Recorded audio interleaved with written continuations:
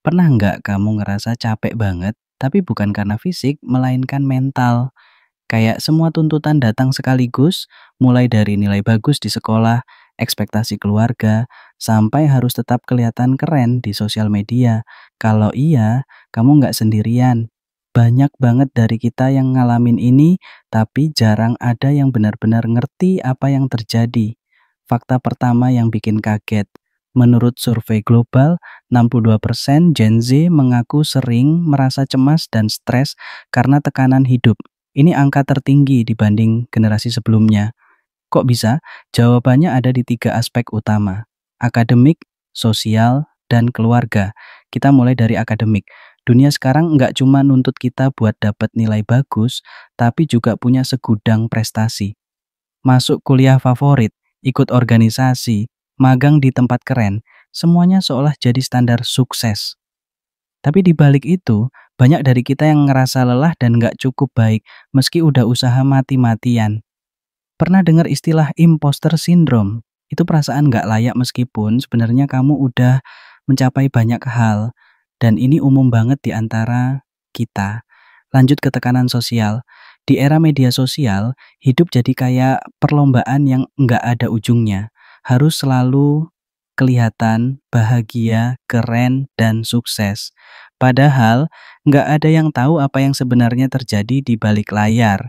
Bahkan, foto-foto liburan atau pencapaian orang lain yang kita lihat seringkali bikin kita ngerasa tertinggal. Meskipun realitanya mereka juga mungkin lagi berjuang. Terakhir, ekspektasi keluarga. Banyak dari kita yang merasa harus memenuhi harapan orang tua. Misalnya, kamu sebenarnya suka seni, tapi diminta masuk jurusan kedokteran karena itu dianggap lebih pasti sukses. Akhirnya, kamu kehilangan diri sendiri cuma buat nyenengin orang lain. Dan ini nggak salah nih, tapi tetap berat. Dari semua ini apa dampaknya? Nggak sedikit yang akhirnya ngalamin kecemasan, depresi, bahkan burnout. Burnout itu ketika kamu nggak punya energi buat ngelakuin apapun, bahkan hal yang kamu suka. Dan ini bukan cuma masalah mental, tapi bisa berpengaruh ke fisik juga. Insomnia, sakit kepala, sampai daya tahan tubuh yang turun, semuanya bisa jadi akibat stres yang nggak terkendali. Jadi, apa yang bisa kita lakuin? Pertama, kenali batasanmu. Penting buat bilang tidak kalau kamu udah merasa terlalu terbebani. Ingat, kamu nggak harus memenuhi semua ekspektasi orang lain. Kedua, cari support system, entah itu teman, keluarga, atau bahkan konselor profesional.